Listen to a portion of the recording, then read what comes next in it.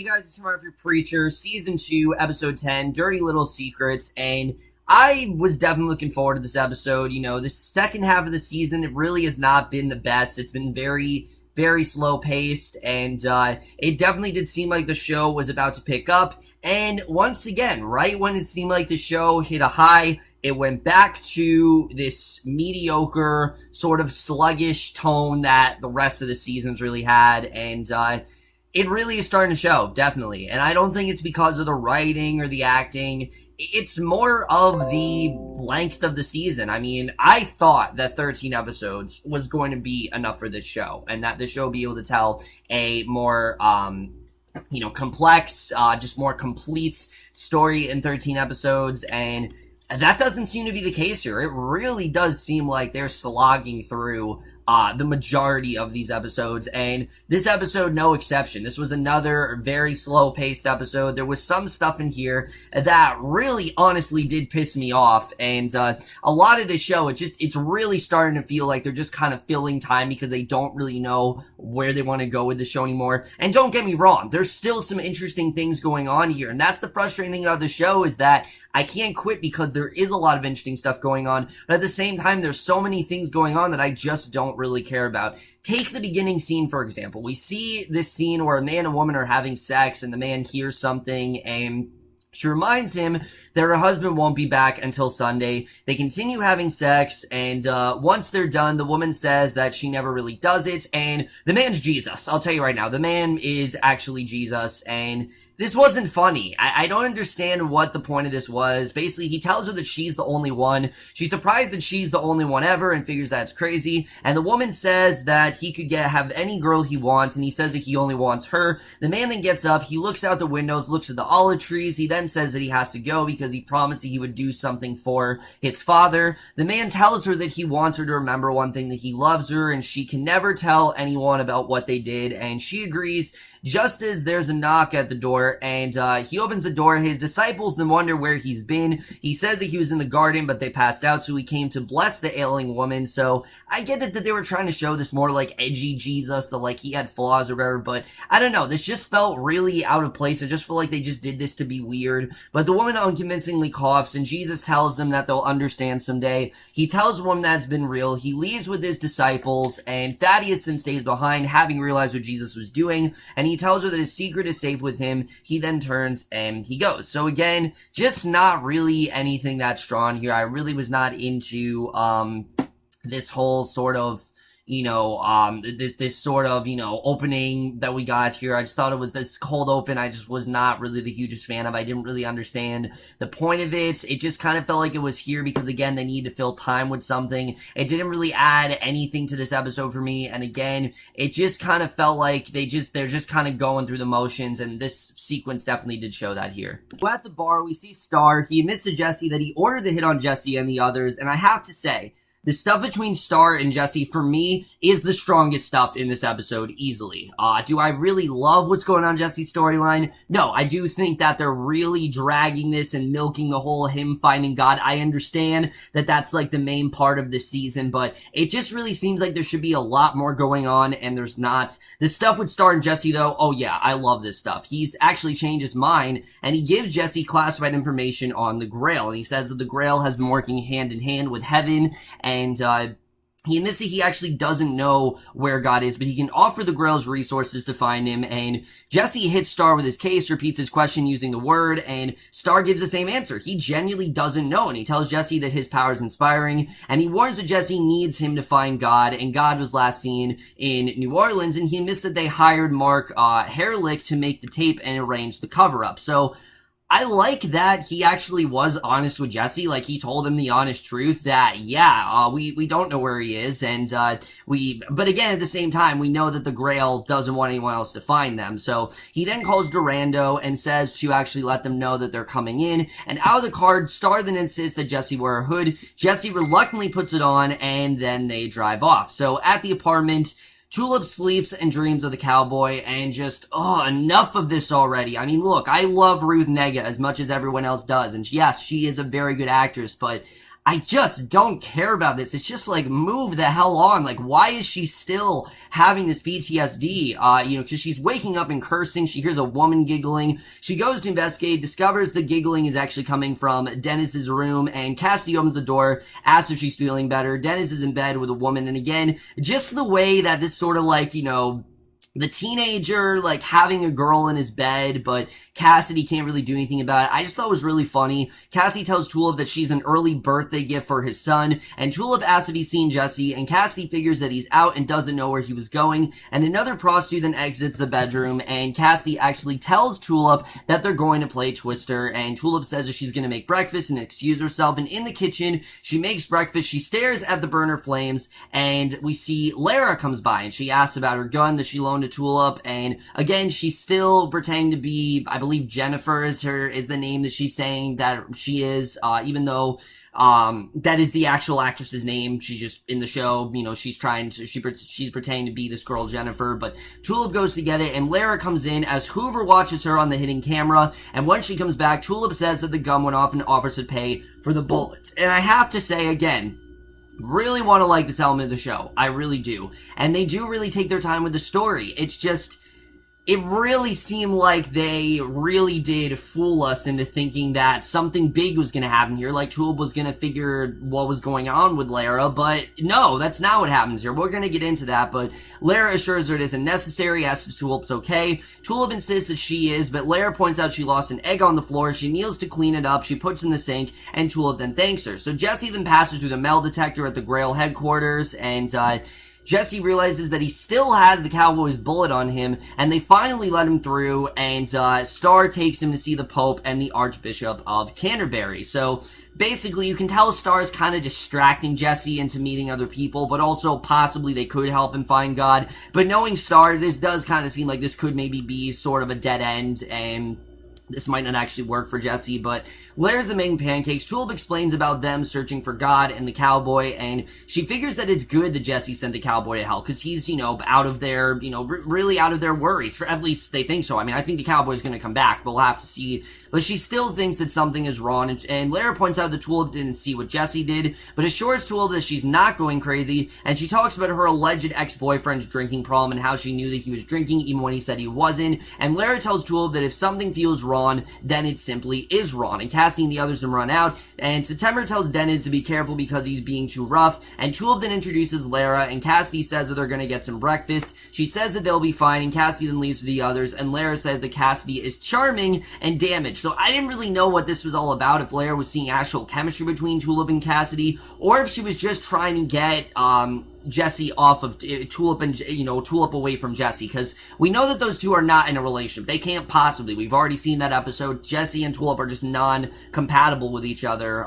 So I did not really understand this, but again, I like the scenes between Lara and Tulip. I just don't really love where the storyline goes towards the end of this episode. I'm going to talk about that in a little bit.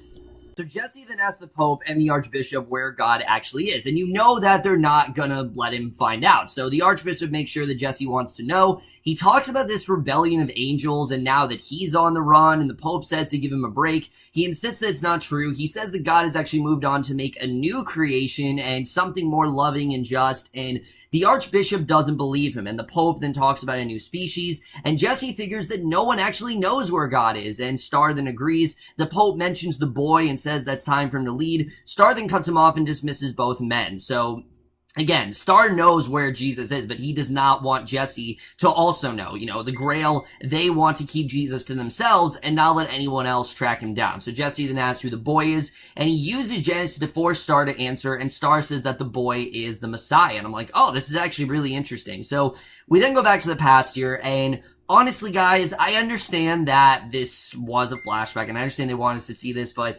I just kind of found this scene really offensive, unintentionally offensive. It didn't need to be as offensive as it really was, but we see the woman gives birth. The midwife then hands her to 3 of the disciple. Thaddeus promises that they will protect the baby, and the mother asks to hold her child, and the midwife then just beats her to death, which I didn't understand at all. That didn't make much sense to me, but Star then says that the Grail has protected Christ's lineage for the end of the world, and when hope is abandoned, their savior will reveal himself to the frightened masses, and the Grail has Jesus' 25th great-grandson, and Star says the Messiah is sometimes less than forthcoming, and he refused to take Jesse to the grandson until Jesse actually uses Genesis on him. So Cassie then takes Dennis and the two women to a video game arcade, and Dennis then attacks September in a photo booth. She runs out, she and the other women then run out, and Cassie tells Dennis that his body has changed, and he can't act on some of his new appetites. Again, remember, Dennis is now a vampire, he's not used to all this stuff, but Dennis then walks off. Cassie looks at the strip of photos, which shows Dennis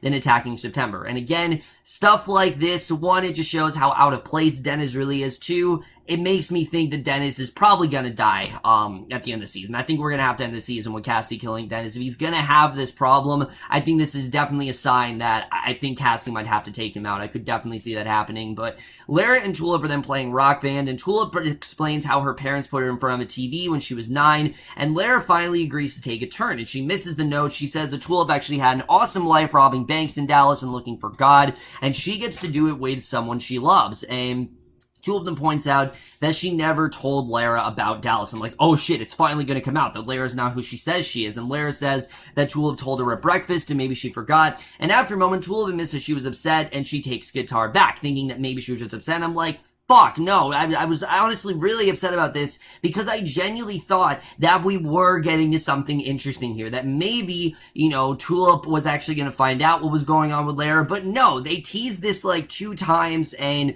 both times it really did piss me off. Lara asks where the bathroom is, she goes to the bathroom, and she calls Hoover, steps on the loose tile where Jesse hid the cowboy's guns, and she tells Hoover that she needs his help. Obviously, she needs to distract Tulip as much as she can to derail this suspicion that she has, but when Lara comes out of the bathroom, Tulip is waiting for her. She asks who Lara is, because she does not trust her whatsoever. You know, she knows that she did not tell her anything about Dallas, and Tulip yells at Lara, demanding to know who she really is. Lara then reaches into her purse, and Tulip gives her 3 seconds to come clean, and right when it seems like she's cornered, Hoover then knocks on the door, calling to Lara, and Lara tells Tulip that she'll take care of it. And again, I understand that Lara's very good at her job, and she's very dedicated to what she does, but this just really pissed me off. I mean, we're on episode 10. Why shouldn't this be the time for Tulip to find out? When is this gonna happen? Like, episode 12? The finale? It just feels like it's inevitable as she's going to find out who Lara really is, and I like it that Tulip is starting to put things together, but it just feels like they're really dragging this out, and I'm just not really that into this. But she goes out in the hallway where Hoover, pretending to be her drunken ex, begs her to come home. Hoover then slaps her, and Tulip comes up and knocks him unconscious. Lara asks her to stop so she can take a turn, and she kicks Hoover repeatedly. So she stops and chuckles, and Tulip is then chuckling as well. And back at the apartment, she tends to Lara's injuries. Lara says she feels good for fighting back, and she points out the loose tile and says the Tulip should actually fix it. So again, I like where this is headed. I like the Tulip has this seeding suspicion about Lara, but again, it's just a suspicion. It's not that she actually knows that she can't trust Lara. It's just a suspicion, and I really would rather it be that she genuinely, knows that Lara isn't who she says she is. It's now just, she's starting to put things together, and I really don't like the way the show really is dragging this out here. But despite all of that, I do have to say the last few minutes of this episode are actually really, really good. We see Star, he drives Jesse to a private jet, he flies him away. They then take a train and a car to where the Messiah is, and the Messiah's guards then take Jesse through a catacomb and take off the hood, and Star introduces Jesse to the Christ child, their most precious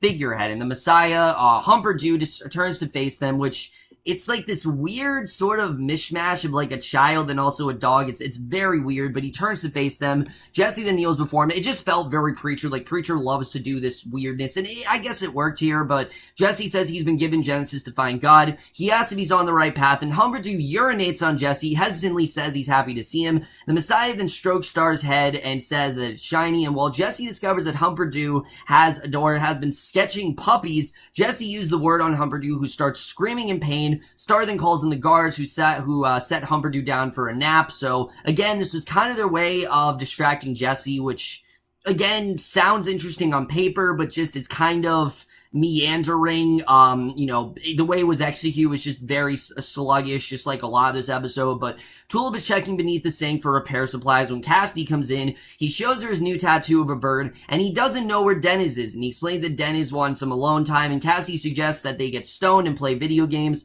and Tulip then agrees, and In their apartment, a bruised Hoover asks if Tulip went for it. Lara says that Cassie distracted her and wishes that she could have just killed Tulip then and there, because Tulip is really starting to put things together and she could be a real liability for them. So this could be a really bad situation, and Tulip is only alive because Star said not to kill her, and all they have to do is break Tulip and Jesse up. So yes, that is essentially their plan. They're trying to break these two up, and again, as compelling as this is, this sounds like something we get in the middle of the season, not at the end point. It just feels like they've really dragged this out, and now stuff needs to be going down, and again, it just feels like somewhere we began at the beginning here. So later, Tulip goes to the bathroom to fix the tile. She pries up the tiles and finds the cowboys' guns underneath. When she realizes what they are, Tulip realizes that Jesse actually did lie to her, that he does have the cowboys' guns, and there's a part of the cowboy in him. So needless to say, not going to be good when Jesse comes back. We'll have to see the way that plays out, but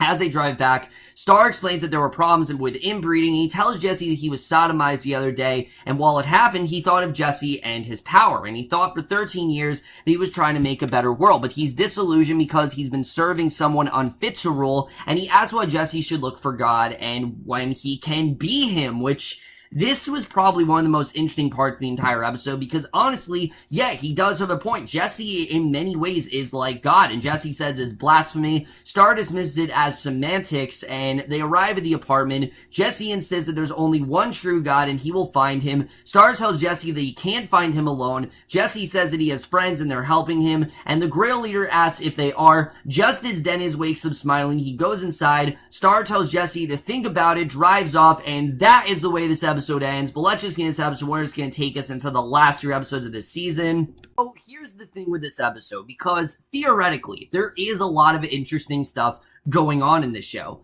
But at the end point of the season, there should be a lot more going on. And I'll tell you guys right now, the stuff with Star and Jesse, great. I love where it's going. I love how Star is getting into Jesse's head. I love how he's kind of derailing his urge to find God, and the whole thing about him telling Jesse, why can't you just be like God? Yeah, he actually does have a point there. I mean, Jesse in general, his whole word that he does and all that kind of stuff, yes, it is very much like God. That is who, that is the epitome of what Jesse's gift really is, the way he's able to do that. Just like God's able to do something on command, Jesse shouts something in that voice and it gets done. That's very similar to how God does that. So why is Jesse so concerned in finding God? I really do love the way that's all playing out. I think that definitely is very interesting.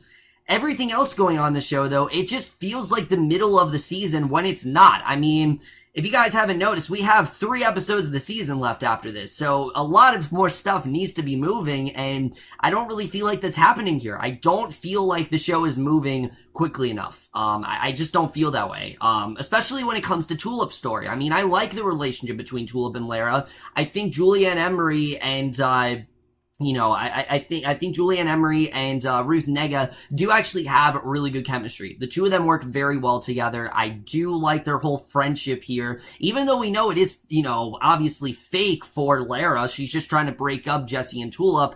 Knowing that now, though, just feels like they suddenly have something going on. Like, I'm just not a huge fan of the way that really is playing out here. I think, yes, it is interesting that the Grail wants to destroy Tulip and Jesse's relationship.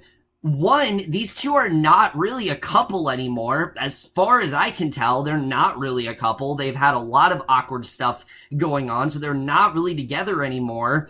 2, this is now the end of the season, and the fact that this is like the Grail's main concern, it just feels like the show is just really dragging things out, and Cassidy as well. I mean, look, I like Cassidy as a character. I think Joseph Gilgun's one of the best parts of the show, but Dennis just really feels like he doesn't need to be here. Honestly, they should have just killed him off. I hate to say that. I hate to be morbid, guys. I'm not a morbid person, but when it comes to something like that, I really think they should have just killed him off. I mean, it seems like it would have benefited the show more. He doesn't really need to be here. He just feels like that character that they didn't know what to do with. They just kind of gave him this plot twist, which again, it does sound interesting, but honestly, I think all this is going to lead to is Cassie coming to the realization that he's going to have to kill Dennis, and I think that's kind of where this is headed. So not really much else going on there. All the Jesus flashbacks, it just felt like filler. It really did. And some of it I liked. Some of it I thought was honestly kind of offensive. The whole, like, them, Jesus having sex with a woman, I was not a huge fan of it. It felt like it was just there to be weird. And I get it that that's kind of what this show is. It is very weird, but there's a certain, limits for where you can go with that. And I do think the show did kind of cross things a little bit. And I'm happy the show got away with it. I will say that. I can't believe the show was able to get away with it, but, in general, it just felt like they're really dragging things out here, and they really are stalling. And when you have these random flashbacks here, it's just really showing how there's not a ton going on here, and there should be a lot more going on this season. I mean, we are on the last 3 episodes of the season, and the fact that there's not a lot going on is just really pissing me off. Why are we still dealing with Tulip having PTSD? Why are we still dealing with, Cassidy and Dennis? It just feels like nothing really has happened since the Saint. It honestly does not feel like a lot has happened. Why? Because a lot hasn't really happened. There really has not been a lot going on in the show, and it's genuinely pissing me off. I mean, look guys, you guys may be wondering, why wasn't this in your honorable mentions of your top 5? Because I love the first 6 episodes, and I really have not been that into the second half of the season. I've been very in and out, as you guys can tell, and I'm hoping these last 3 episodes really do deliver, because I'm at a point where if the show doesn't get to action here, I don't know if I'm coming back for another season. I really don't. I mean, the show just really seems to be dragging things out. And look, there's some good stuff here. And it's not because the show is bad. It's just when there's so much other stuff on TV that's better to watch, this show just isn't really a main priority right now. And I want it to be. The cast is fantastic. There's a lot of great stuff going on this season. Torrens, he's killing it as star, but it just feels like this show is not delivering as much as it should be. And the first half of the season, it seemed like it was firing on all cylinders, and they're just not anymore. I don't know what exactly happened, but it just feels like the show is just kind of plotless at this point. Yes, there's stuff going on, but it's really sluggish. It's really just, we're really meandering towards this third half of the season, and I really do hope the show does, get its act together. Again, I didn't hate this episode, guys. I wanted to like this episode a lot more than I did. There was some interesting stuff here and there, but in the end, I just was not the hugest fan of this episode, and I am going to give Preach. Again, there was really some good stuff there. The acting really is saving this show. It helps that all the acting is fantastic. There's not a single performance here that isn't great. Dominic Cooper, Ruth, Negga, Joseph Gilgun, they're all great. Julianne Emery, I mean, they're all really fantastic actors. Torrens. In general, guys, like I said, just wasn't really the hugest fan of this episode. And I am going to give Preacher Season 2, Episode 10, Dirty Little Secret, a B-. So overall, guys, for this episode of Preacher, let me know what you guys thought of this episode overall. Loved your thoughts on it. Again, I really want to like this show. I do. But if this show continues this meandering pace that it's been, demonstrating, I'm not really going to be enjoying it that much. And I'm hoping that episode 11 is a much stronger episode. We'll have to see. But I will see you guys in the next video, which actually will be for episode 11. And I will see you guys for that. Okay, bye.